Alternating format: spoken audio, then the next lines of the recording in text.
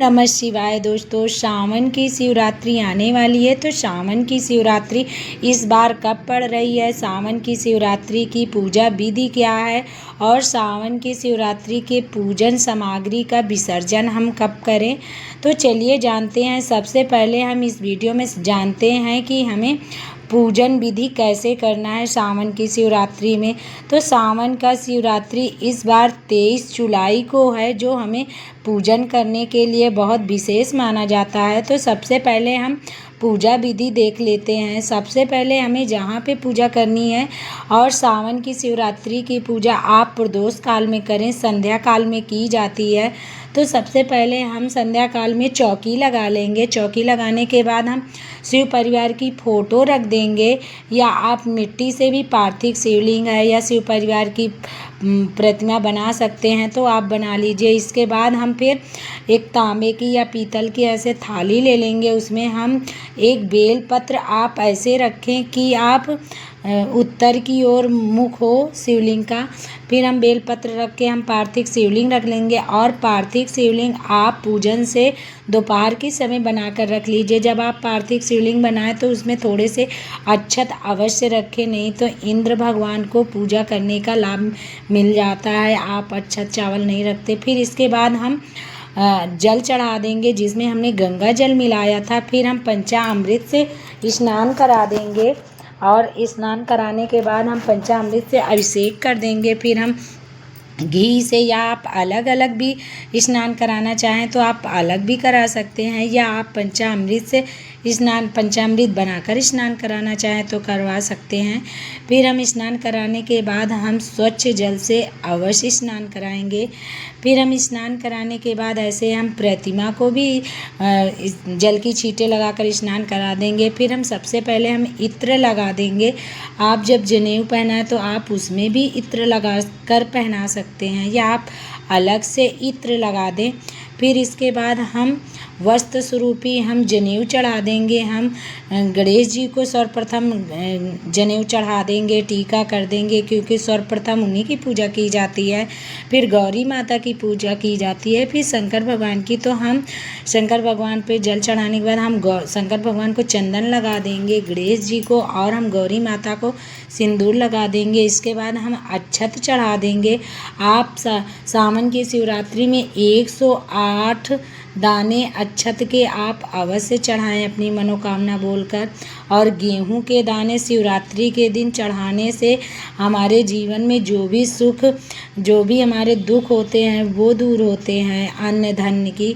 और हमें मिर्चाई इस दिन 21 अवश्य चढ़ानी चाहिए, क्योंकि हमारी जो भी मनोकामना बोलते हैं, सावन की शिवरात्रि बड़ी विशेष मानी जाती है।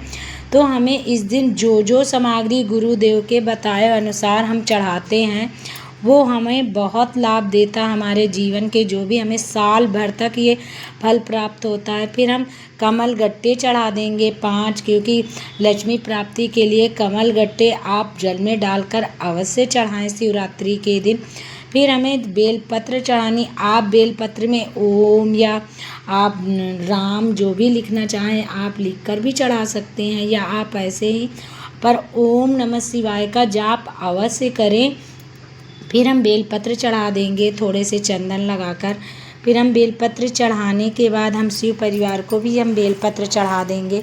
फिर हम एक धतूरा चढ़ा देंगे, क्योंकि शिव भगवान को ये वस्तुएं अत्यंत प्रिय हैं, तो हम वो अवश्य इस दिन शिवरात्रि के दिन चढ़ाएंगे। फिर हम दूर्वा घास सबसे पहले हम गणेश जी को चढ़ा देंगे। फिर हम शिवलिंग पर चढ़ा देंगे, और हम दूर्वा घास चढ़ाने के बाद हम 7 पुष्प अवश्य चढ़ाएंगे। आपको लाल मिल जाए तो अति उत्तम है, नहीं तो आपके पास जो भी पुष्प हो आप वो चढ़ा दीजिए। फिर हम पुष्प चढ़ा देंगे। पुष्प चढ़ाने के बाद फिर हमने जो जो सामग्री दिखाई थी हम वो चढ़ा देंगे। पुष्प चढ़ाने के बाद आप फिर ओम नमः शिवाय का हम जाप जितना हो सके सावन की शिवरात्रि के दिन करें।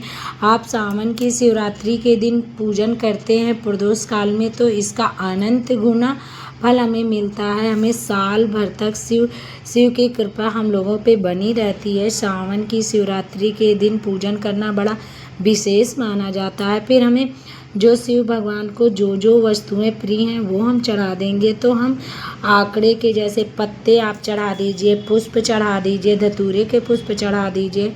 और आपको कमल गट्टे ना मिले तो इस टाइम पे शिवालय में आपको कमल के पुष्प अवश्य मिल जाएंगे। फिर हम समी पत्र चढ़ा देंगे और फिर हम भोले बाबा का हम श्रृंगार करेंगे, जैसे रोली है और अबीर है, गुलाल है, ये सब हम भस्म है, ये हम शिवलिंग पर अवश्य चढ़ाएंगे शिवरात्रि के दिन, क्योंकि इस दिन चढ़ाना बड़ा विशेष माना जाता है।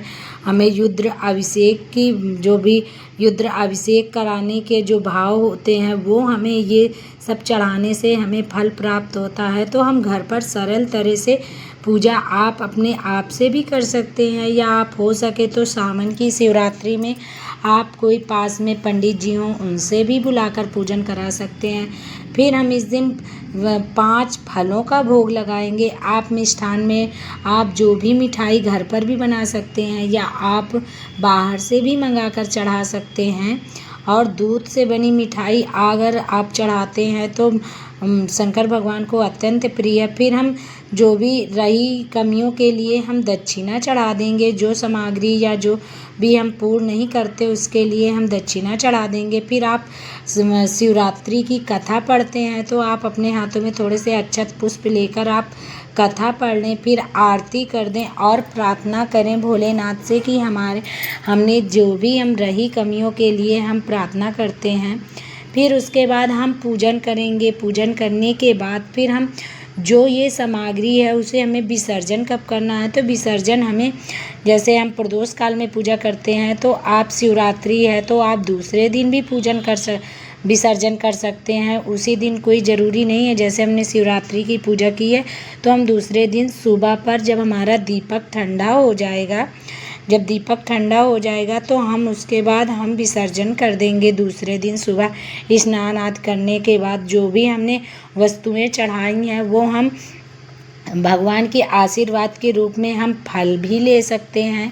फल हम अपने परिवारजनों में बांट सकते हैं, या आप मंदिर के बाहर जो होते हैं उनको भी आप दान दे सकते हैं। आप फल है, फूल है, जो भी मिठाई है दान भी दे सकते हैं।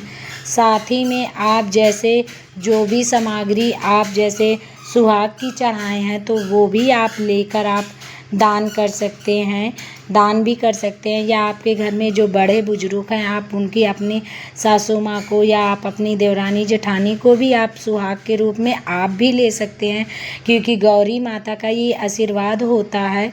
उसके साथ ही में हमने जो दक्षिणा चढ़ाई थी, दक्षिणा आप कोई अगर से ज़रूरतमंद हो तो आप उनको दे सकते हैं, नहीं तो आशीर्वाद के स्वरूप में आप भी ले सकते हैं। जो हम इसमें से जो हमने जो भी थोड़े से पुष्प हैं ये आप अपने घर पे रख सकते हैं, अपने तिजोरी पे रख सकते हैं। फिर हम विसर्जन करने के लिए आप कोई उस तरह के नदी तालाब हो तो आप वहाँ जाके विसर्जन करें, ना हो तो आप ऐसे के पात्र में आप थोड़ा सा गंगा जल मिलाकर आप कटोरे में या आप कोई बाल्टी में रख लें, उसमें थोड़े से पुष्प डाल दें। फिर आप इस तरह से शिवलिंग पकड़ें, जैसे पार्थिव शिवलिंग को पकड़ें कि जब हम विसर्जन करें तो उनका मुख हमारी तरफ अवश्य होना चाहिए, और प्रार्थना करें कि हमारी जो भी मनोकामना हो वो अवश्य पूरी हो। फिर हम शिवलिंग को हम जल पर प्रवाहित कर देंगे। इसके बाद हम थोड़े से अक्षत है, पुष्प है और हम छोड़ देंगे जैसे हम छोड़ते हैं, और भोलेनाथ से प्रार्थना करेंगे कि अगले साल फिर आना, ऐसे ही हमारे घर पर शिवरात्रि की पूजन करेंगे और साल भर तक आपके यहाँ जो भी कष्ट है वो दूर हो जाएंगे, अन्न धन की कमी नहीं होगी। आप सावन की शिवरात्रि में पूजा करते हैं तो भोलेनाथ अवश्य ही प्रसन्न होते हैं। और आप जैसे ये कटोरे में रखें तो आप कोई गमले में डाल दें, गमला बस तुलसी का नहीं होना चाहिए। और आप